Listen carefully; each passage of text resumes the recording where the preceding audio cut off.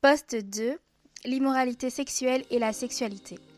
L'immoralité sexuelle et la sexualité sont deux choses différentes. La sexualité, c'est ce qui a été créé par Dieu. L'immoralité sexuelle, c'est ce que le diable a perverti. Le diable a perverti ce que Dieu a établi.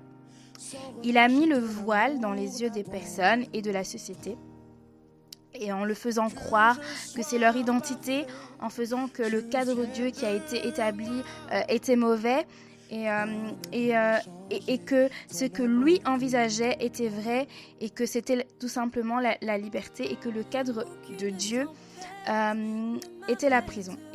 Et donc là, on peut vraiment voir le mensonge qui est établi, le mensonge qui est inscrit en tout cas dans la pensée des gens, dans la mentalité des gens que le diable a pu établir en tout cas dans cette société. On peut observer par exemple en parallèle dans la Genèse, donc Genèse 3, donc lors de la chute, Dieu avait établi donc un cadre et donc on pouvait manger tous les fruits du jardin, sauf l'arbre du bien et du mal. Donc ces fruits-là, on ne pouvait pas toucher. Et il avait prévenu que si vous mangez de ce fruit, vous allez mourir. Donc il y avait vraiment un cadre dans le jardin afin de préserver la présence de Dieu. Et en fait, Adam et Ève vivaient dans leur liberté, dans l'identité que Dieu leur avait donnée. Ensuite, on peut voir que tu as le diable donc qui arrive, qui est venu introduire un mensonge, que le cadre de Dieu était mauvais, que s'ils mangeaient ils allaient devenir libres.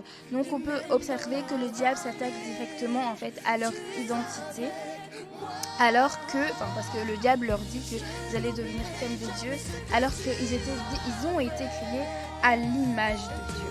Et on peut voir aujourd'hui les conséquences. Donc c'est qu'on a été séparés de la présence de Dieu, que la mort elle est rentrée dans nos vies, physiques et spirituelles.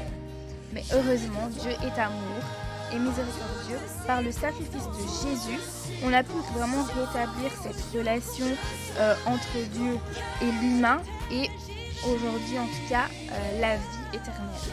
Parce que quand la mort est arrivée par la chute en tout cas d'Adam, il faut savoir que l'enfer n'était pas, donc la mort et l'enfer, il faut savoir que l'enfer n'était pas établi en fait pour l'humain, mais c'était juste pour le diable et ses démons. Mais à cause de la chute, c'est introduit, ce sont juste les conséquences en fait de la désobéissance d'Adam. Donc tout cela, c'est pour dire qu'il en est de même concernant le cadre de la sexualité.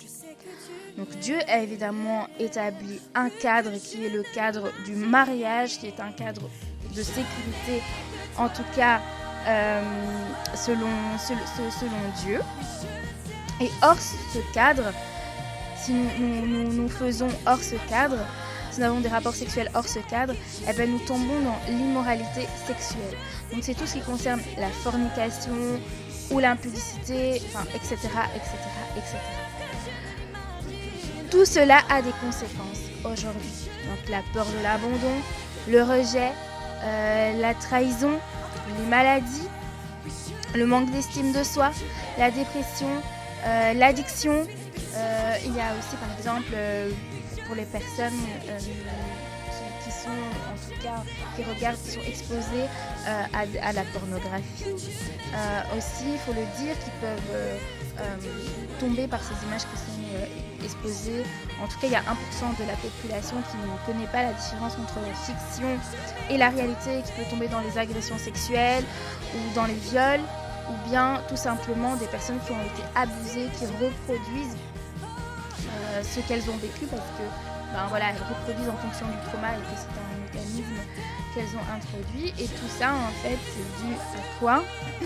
À l'immoralité sexuelle, la base, en fait. Et donc, en fait, la vérité, c'est qu'on devient prisonnier et esclave de cela. Mais, malgré que le diable, en fait, nous fait croire que c'est la liberté, mais en réalité, spirituellement, nous sommes esclaves en fait de tout cela. Mais Christ est venu pour nous libérer de l'immoralité sexuelle afin que nous puissions vivre notre sexualité en Christ, sans conséquence. Donc qui est une restauration, qui est une guérison et tout, etc. Sans que c'est une conséquence en tout cas dans nos vies et tout, etc.